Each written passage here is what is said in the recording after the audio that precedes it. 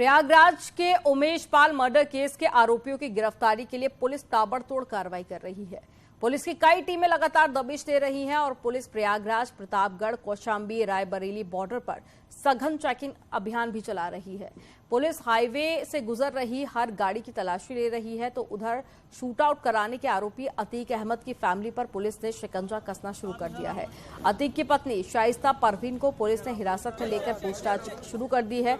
इस बीच कल उमेश पाल का अंतिम संस्कार कर दिया गया, तो वहीं बदमाशों के हमले में शहीद हुए गनर को भी अंतिम विदाई दी गई।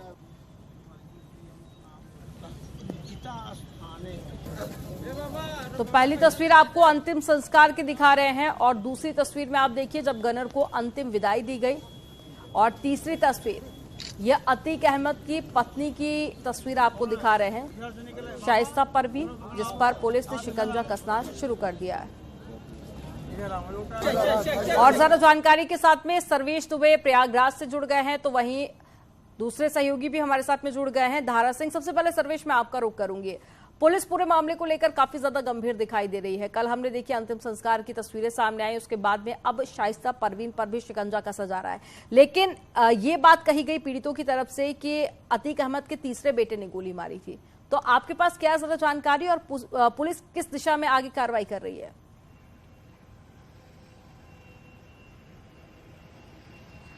देखिए, मैं आपको बताऊं कि इस जघन्य हत्याकांड के 48 घंटे हो गए हैं, लेकिन 48 घंटे बाद भी तमाम सीसीटीवी फुटेज होने के बाद भी पुलिस के हाथ खाली हैं। हालांकि पुलिस कमिश्नर ये दावा कर रहे हैं कि 10 पुलिस की टीमें जो है, जिसमें कि क्राइम ब्रांच है, एसओजी है और एसटीएफ की टीमें हैं, वो लगी हुई हैं। तमाम जगहों पर बॉर्डर पर चेकिंग की जा रही है और इसके बावजूद सीसीटीवी फुटेज में कुछ लोगों को आइडेंटिफाई भी किया गया है, जिसमें नाम भी लिए जा रहे हैं। जैसे कि उसमें जो नेम्ड एक है गुड्डू मुस्लिम, और इसके साथ ही साथ अतीक अहमद के तीसरे बेटे असद का भी नाम इसमें सामने आ रहा है। और तमाम लोगों, करीब 1 दर्जन लोगों को हिरासत में लेकर पूछताछ की जा रही है, लेकिन अभी तक पुलिस किसी नतीजे पर नहीं पहुंची है और यही सबसे बड़ा सवाल है। और इस वक्त मैं मौजूद हूं उमेश पाल के घर पर। आप देख सकते हैं यहाँ पर पुलिस बल तैनात किया गया और ये वही गली है जिस गली में घुसकर हमलावरों ने बमबाजी की थी, फायरिंग की थी और उमेश पाल को मौत के घाट उतार दिया गया था। और इसके साथ साथ इस हमले में एक सरकारी गनर संदीप निषाद की भी जो है वो मौत हो गई थी और दोनों का अंतिम संस्कार हो चुका है। 48 घंटे हो चुके हैं, लेकिन इसके बावजूद अब तक किसी नतीजे पर पुलिस का न पहुंचना और अब तक कोई बयान भी आधिकारिक रूप से पुलिस का नहीं आया है कि इस मामले में अब तक कितनी क्या कार्रवाई हो रही है।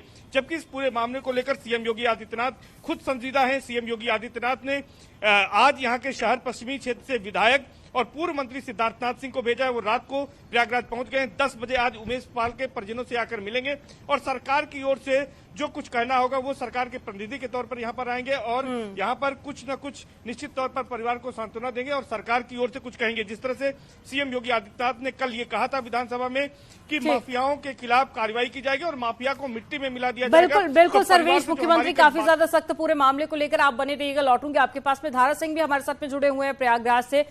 धारा का रुख कर लेते हैं। आप ये बताइएगा कि 10 टीमें पूरे मामले को लेकर जांच पड़ताल में जुटी हुई हैं। ऐसे में अतीक अहमद के दोनों बेटों से भी पूछताछ जारी है, तो क्या ये माना जाए कि दोनों बेटों की गिरफ्तारी हो सकती है? क्योंकि पीड़ित पक्ष की तरफ से लगातार ये बात कही जा रही है कि आरोपियों को फांसी होनी चाहिए।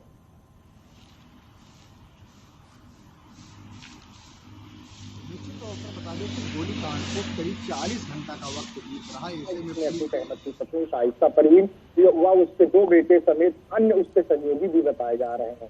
फिलहाल जो सूत्रों की माने तो ऐसा पुलिस की तरफ से यह खबर निकलकर सामने आ रही कि पुलिस देर शाम तक इस मामले में कुछ लोगों की गिरफ्तारी दिखा सकती है, जबकि पुलिस ने बीती रात कौशाम्बी, प्रतापगढ़, फतेहपुर व चित्रकूट के अलग अलग कई स्थानों पे पुलिस की 4 टीमों ने छापेमारी की है।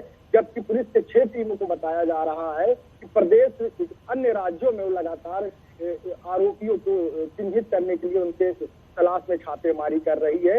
यही नहीं, शासन के तरफ से भी इस मामले में पुलिस के अधिकारी भेजे गए हैं जो देर रात तक इस पूरे घटनाक्रम पर यहाँ प्रयागराज कमिश्नरेट में जो अधिकारी हैं उनके साथ इसमें वार्तालाप की गई है। हालांकि पुलिस के तरफ से या शाम तक इसमें अधिकारी तौर पर यह बयान जरूर सामने आ सकता है, इसमें कुछ लोगों की गिरफ्तारी हो सकती है। ठीक है सर्वेश, मैं आपके पास आऊंगी। जो वीडियो में हम देख पा रहे हैं, सीसीटीवी फुटेज भी इसका सामने आया था, जिसके आधार पर पुलिस पूरे मामले को लेकर जांच पड़ताल कर रही है। क्या इन आरोपियों की अभी तक पहचान हो पाई है जो इस सीसीटीवी फुटेज में दिखाई दे रहे हैं?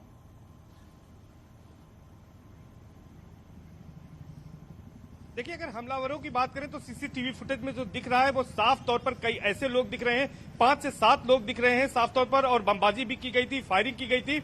और ये बात जब कल पोस्टमार्टम रिपोर्ट आई है उमेश पाल की, तो उसमें भी ये साफ हो गया है कि करीब 6 से 7 गोलियां मारी गई हैं। तो ये साफ है कि तमाम लोग जो तस्वीरों में दिख रहे हैं उनमें कुछ की पहचान जरूर हो गई है। अब पुलिस उनकी धरपकड़ के लिए छापेमारी कर रही है, तस्दीक कर रही है। चूंकि ये हाई प्रोफाइल मामला है तो पुलिस भी कोई चूक नहीं लेना चाहती है। सबके लोकेशंस को एक तरह से सर्विलांस के जरिए पता किया जा रहा है कि उस व्यक्ति की लोकेशन कहां थी और उसकी तलाश की जा रही है। और जो हमलावर हैं वो फरार हैं, तो इसलिए पुलिस की अलग अलग टीमों को लगाया गया। जहां पर लोकेशन मिलती है उस जगह पर पुलिस की टीमों को भेजा जा रहा है। कल भी दिन भर छापेमारी की जाती रही। इसके साथ साथ प्रयागराज जिले के जो बॉर्डर्स हैं उन बॉर्डर्स पे भी लगातार चेकिंग कराई गई है। और पुलिस तमाम जो क्लू मिले हैं, जो वीडियो फुटेज के आधार पर जिन लोगों की शिनाख्त हुई है, उसमें जैसा कि बताया उसमें एक व्यक्ति नेम्ड भी है और जो अननेम्ड है उन सबकी तलाश की जा रही है। और पुलिस लगातार इसी कोशिशों में लगी हुई है कि हमलावरों को जल्द से जल्द गिरफ्तारी की जाए। और हालांकि अभी पुलिस इसको डिस्क्लोज नहीं कर रही है, क्योंकि अगर वो नाम ऑफिशियली डिस्क्लोज करेगी तो निश्चित तौर पर अपराधियों को भागने का मौका मिलेगा। लेकिन तमाम लोग हैं जो कि सीसीटीवी फुटेज में साफ तौर पर पहचाने जा सके हैं कि वो कौन लोग हैं, पहले भी अपराधों में सक्रिय रहे हैं। और एक बात, सबसे बड़ी बात मैं आपको बता दूं कि 20 साल से लेकर करीब 50 साल तक के उम्र के हमलावर थे। और जिस तरह से यहां पर बमबाजी की गई है, फायरिंग की गई है, ये कहा जा सकता है साफ तौर पर कि पेशेवर बदमाश थे और इन्होंने ही बड़े पेशेवराना अंदाज से इस पूरी घटना को अंजाम दिया है। तो इसलिए पुलिस फूंक फूंक कर कदम रख रही है। और इसकी और सर्वेश, ये 5 लोग अगर पुलिस की गिरफ्त में आते हैं तो पूरे मामले की तफ्तीश करना पुलिस के लिए और ज्यादा आसान हो जाएगा। आप नजर बनाए रखिएगा दोनों पूरे मामले को लेकर। तमाम जानकारी साझा करने के लिए बहुत शुक्रिया सर्वेश आपका और धारा आपका। तो वहीं पीड़ित परिवार से मिलने के लिए पहुंचे सपा विधायक पूजा पाल से परिजनों की नोकझोंक भी हो गई।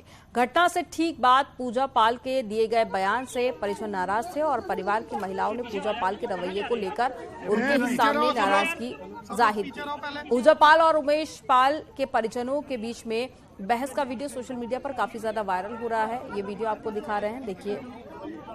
उमेश पाल के परिजन और साथ ही पूजा पाल जो आपस में नोकझोंक की ये तस्वीरें सामने आई हैं, जो कि सोशल मीडिया पर काफी ज्यादा वायरल हुई।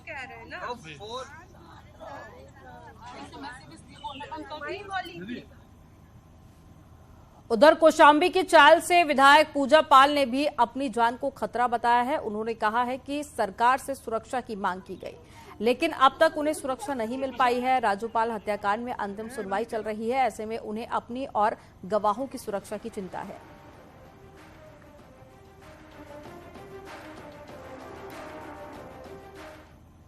सुरक्षा तो हम लोग मांग ही रहे हैं सब। अभी तो इनको तो 2 मिला है और हमने भी अपनी सुरक्षा के लिए कहा था। और अभी जो रुखसाना थी जिनको 2 गोली कंधे पे लगी थी उनको नहीं मिला है, और 2 और हमारे जो थे उनको नहीं मिला है। आज 3 महीना हो गया कहते हुए, मगर कोई सुनवाई ही नहीं हो रही। तो आपको भी कोई खतरा है? खतरा तो है ही है भैया। अभी समय ट्रायल चल रहा है, अभी समय एकदम 18 साल के बाद एकदम चुनाव मतलब मुकदमा एकदम सर पे है, तो दिक्कत तो है।